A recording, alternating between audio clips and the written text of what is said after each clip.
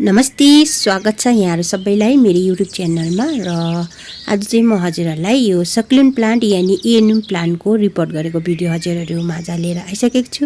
र हजुरहरु मेरो च्यानलमा नयाँ हुनुहुन्छ भने प्लिज सब्स्क्राइब गरिदिनु होला, छेउको बेल आइकन पनि बजाइदिनु होला। र आउनुहोस् आजको भिडियो सुरु गरौँ। र हजुरहरुले देख्नु हुँदैछ यो मैले एएनएम प्लान्ट रिपोर्ट गर्नको लागि चाहिँ यहाँ मैले 8-10 इन्चीको प्लान्ट यहाँ लिएको छु। हेर्नुस् यो प्लान्ट चाहिँ यस्तो छ, एकदमै पट पनि सानो भयो यो। अनि मैले यसलाई एकदमै यो कुनामा थियो र चाहिँ त्यति यसको मलाई यसमा नजरै परेको थिएन है, बिर्सेछु यसलाई चाहिँ। र आज चाहिँ यसलाई नै बिचारा एकदमै सोइल पनि कडा न कडा भएछ है। र यसलाई चाहिँ सोइलहरु पनि नयाँ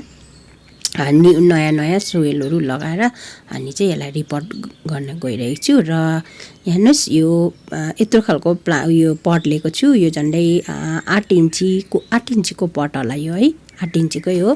र यो हामीले रिपोर्ट गर्नुभन्दा अगाडि हामीले यहाँ ठिक्रीहरु भन्दा ढुङ्गा हाल्नुपर्छ है। अनि यो माथिबाट सुक्खा पत्ता यो गर्नुको मतलब चाहिँ पानीको निकासी राम्रो हुन्छ है। पानीको निकासी राम्रो भयो भने हाम्रो प्लान्टहरु एकदमै हेल्दी हुन्छ है। र यस्तो प्रकारले यहाँ देख्नु हुँदैछ यो सारो सानो पट पनि भयो। अनि यसलाई चाहिँ मैले कुनामा राखेछु है, त्यो भिर फुलको प्लान्टहरुको भिरमा चाहिँ यो चाहिँ कुनामा परिरहेको रहेछ।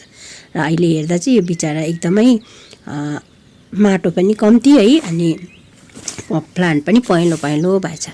र यसको रिपोर्टको लागि चाहिँ मैले यहाँ सोइल यसरी तयार पारेको छु। हेर्नुस् यहाँ गार्डन सोइल छ है, गोबरको खाद अनि किचन वेस्टको कम्पोस्ट है, अनि जङ्गली मल यति मिसाएर चाहिँ यहाँ मैले सोइल तयार पारेको। यस्तो प्रकारले सोइल हामीले हल्का है सफ्ट सोइल पार्यो भने चाहिँ हाम्रो प्लान्टहरु चाहिँ एकदमै राम्रो भएर जान्छ है, हेल्दी हुन्छ है। र गमलामा यहाँ मैले अघि पनि अलि ठिक्री हालिसकेको छु, माथिबाट पत्ता हालेको छु है। पानीको निकासी एकदमै राम्रो हुन्छ यसो गर्यौं भने।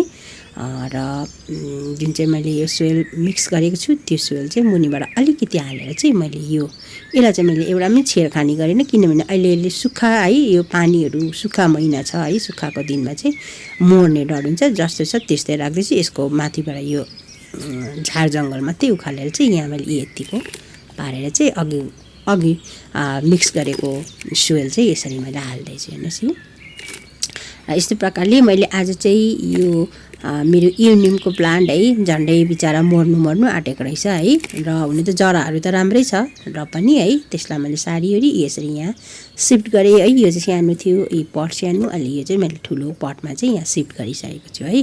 र यस्तो प्रकारले यो जति अझै अल्गो हुँदै जान्छ हामीले माथिबाट माटो थप्दै जानुपर्छ यसो गर्यो भने चाहिँ हाम्रो प्लान्ट चाहिँ यो फेरि ठुलो अल्गो गाछ हुन्छ, यसको मच्चाको निकै ठुलो हुन्छ है हाइट। यस कारणले गर्दाखेरि हामीले माटो थप्दै जाँदाखेरि चाहिँ यो बलियो हुन्छ। र यो रिपोर्ट गरेपछि माटो साटो सबै हामीले सोइलहरु हालिसकेपछि यसरी हेर्नुस् पानी हालेर, पानी चाहिँ जसमा कि वेल्डेन बाहिरबाट जबसम्म बाहिर निक्लिन्छ त्यति जसम्म चाहिँ हामीले पानी हालेर, जब गमलाको बाहिर पानी निस्किन्छ त्यसपछि चाहिँ हामीले सोच्नुपर्छ भयो पानीलाई चाहिँ पानी यति नै हामी हाल्नुपर्छ भन्ने सोच्नुपर्छ है। र मेरो चाहिँ यहाँ गमलाको बाहिरबाट निस्किसकेको छ र अब यति नै पानी र 2-3 दिन चाहिँ सेड एरियामा राखेर बादमा घाममा राख्दा। र आजको भिडियो चाहिँ सक्युलेन्ट प्लान्ट यानी एएनएम प्लान्टको भिडियो रिपोर्ट गरेको भिडियो हजुरहरु माझ शेयर गरे। र हजुरहरुलाई आजको मेरो भिडियो के कस्तो लाग्यो, मन पर्यो भने लाइक गरिदिनु होला, कमेन्ट गरिदिनु होला, शेयर गरिदिनु होला। फेरि अर्को भिडियोमा हजुरहरुसँग भेट गर्ने नै छु। तबसम्मको लागि हेर्दै गर्नुहोस् मेरो युट्युब च्यानल। Happy gardening.